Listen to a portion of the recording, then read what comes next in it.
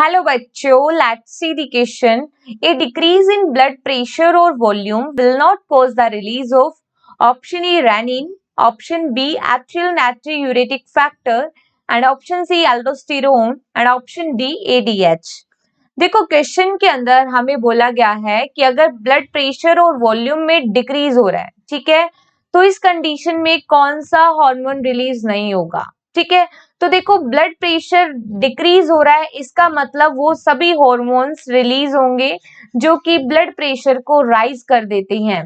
जैसे कि बात करें रेनिन, तो रेनिन का सिक्रीशन होगा क्योंकि रेनिन ब्लड प्रेशर को राइज कर देता है। ऑप्शन बी में लिखा है ANF, that is the atrial natriuretic factor, जो कि हार्ट के ऑरिकल से रिलीज होता है and it is responsible for decrease the blood pressure. अब देखो ब्लड प्रेशर ऑलरेडी डिक्रीज है, तो उस कंडीशन में ब्लड प्रेशर को राइज करना पड़ेगा फॉर बैलेंसिंग।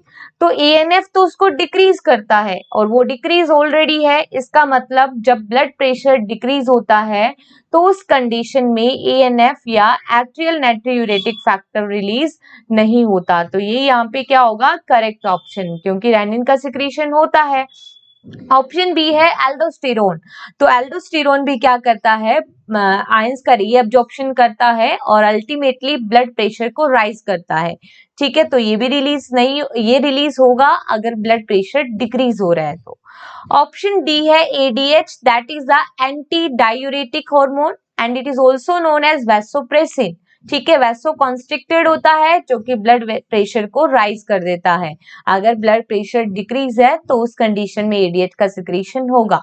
तो देखो किस किस का सिक्रीशन होगा, ए, सी और डी का तो होगा, और हमें पूछा है will not cause the release of, तो that is only option B, atrial natriuretic factor.